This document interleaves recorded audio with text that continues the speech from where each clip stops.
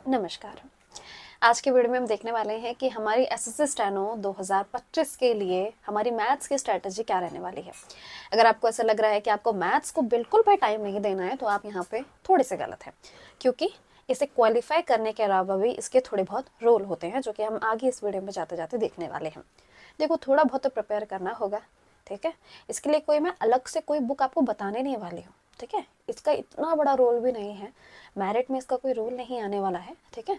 तो क्या है कि हम इसके ऊपर ये बात करेंगे कि मैं आपको कोई अलग से बुक नहीं बताऊंगी। पहले जो मैंने बुक बताई है, 3 बुक्स मैंने पहले बताई हैं, वीडियो में आपने देखा होगा पहले, उन्हीं बुक्स में से एक है जो यहाँ पे भी आपका यूज़ हो जाएगा, ठीक है।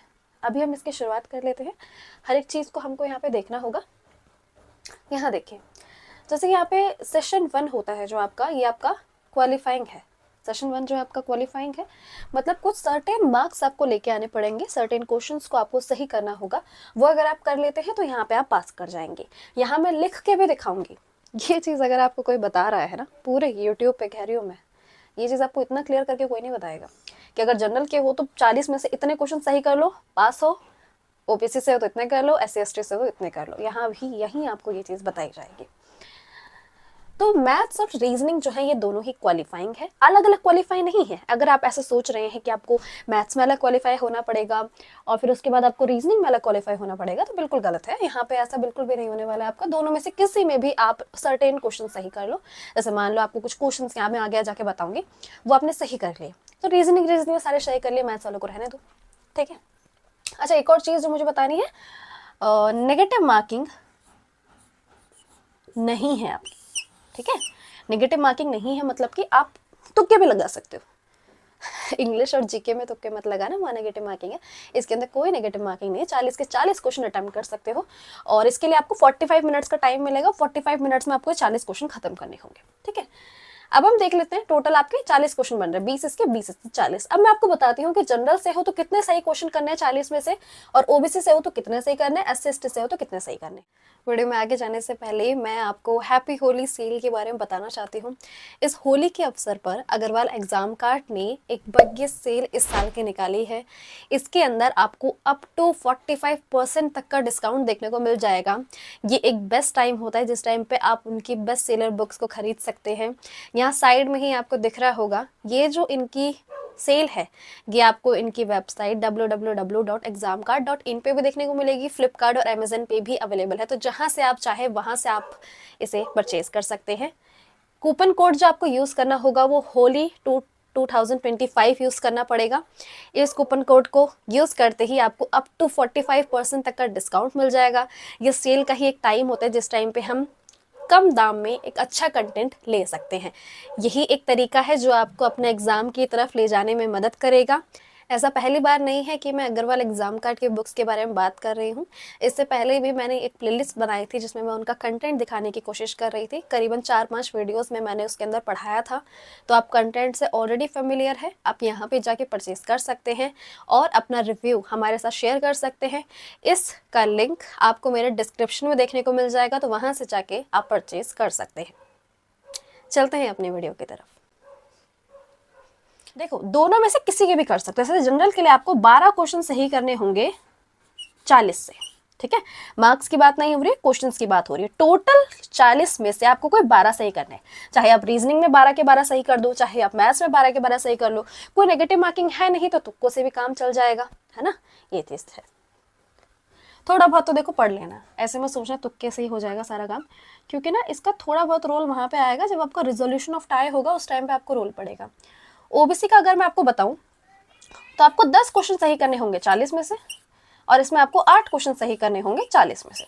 एससी एसटी वालों को सिर्फ 8 क्वेश्चन सही करने हैं, ओबीसी वालों को 10 करने हैं और जनरल वालों को 12 क्वेश्चन करने हैं, ठीक है। तो ये आपका क्राइटेरिया है। आगे देखते हैं इंपॉर्टेंट चैप्टर्स आपके कौन कौन से रहने वाले हैं, इनके ऊपर बात करते हैं। इंपॉर्टेंट चैप्टर्स, अच्छा एक और चीज मैं आपको बुक बता देती हूँ पहले। तो मैंने ये वाली बुक पहले ही बता रखी है, ठीक है। इसके अलावा आपको 3 ही बुक लेनी है, वाली वीडियो नहीं देखी है तो देख सकते हो जाके। ये देखो, यहाँ पे आपको ये वाली बुक आपको लेनी है।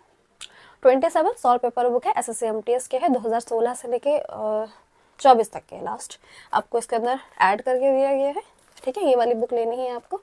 अगर आपने पहले कोई वीडियो नहीं देखे, मैंने हज़ारों दफ़ा बता रखा है कि मैथ और रीजनिंग के लिए कोई लेने की जरूरत नहीं है।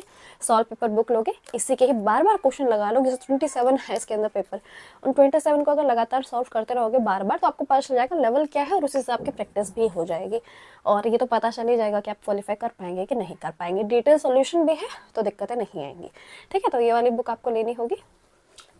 लिंक जो होगा मैं इस वीडियो के पिन कमेंट में डाल दूंगी। अब अपनी वीडियो की तरफ आते हैं।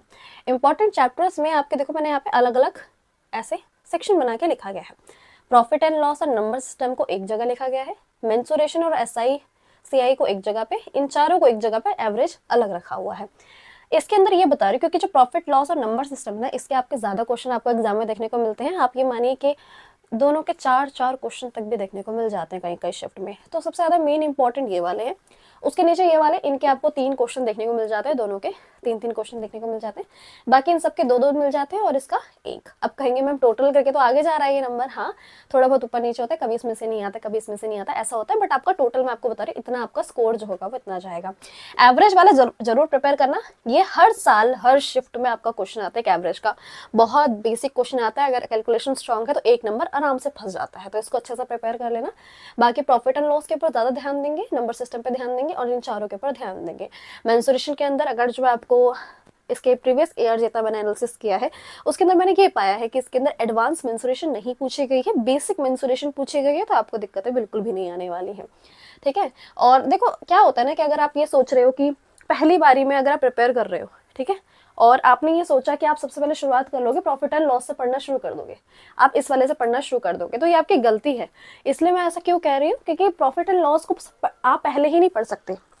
सबसे पहले आपको परसेंटेज और रेशो एंड प्रोपोर्शन को पढ़ना होगा, उसके बाद ही आप आगे पढ़ पाएंगे। परसेंटेज और रेशो और प्रोपोर्शन को पढ़ना होगा, उसके बाद ही आप चीजें पढ़ पाएंगे। क्योंकि परसेंटेज जो है वो पूरी मैथ्स का बेस होता है, परसेंटेज पूरे मैथ्स का बेस होता है। तो आपको इसको प्रिपेयर करना होगा, उसके बाद आप इन चैप्टर की तरफ जा सकते हैं। तो अगर मैं आपको ऐसे कहूँ क्वालिफाई करने के लिए, तो आप परसेंटेज कर लीजिए, रेशो प्रोपोर्शन कर लीजिए, इन वाले चैप्टर्स को देख लेना। बाकी इन सबको आप स्किप पे कर सकते हैं। क्वालिफाई करने के नेचर से बता रही हूँ, बाकी किसी और एग्जाम की तैयारी करो तब तो अच्छे से पढ़ना ही पड़ेगा। ठीक है, तो ये चीजें मैंने आपको बता दी है। इधर ये देखो, रिजोल्यूशन ऑफ टाई के अंदर क्या होने वाला है, मैं आपको इसको भी थोड़ी को समझाने की कोशिश करती हूँ।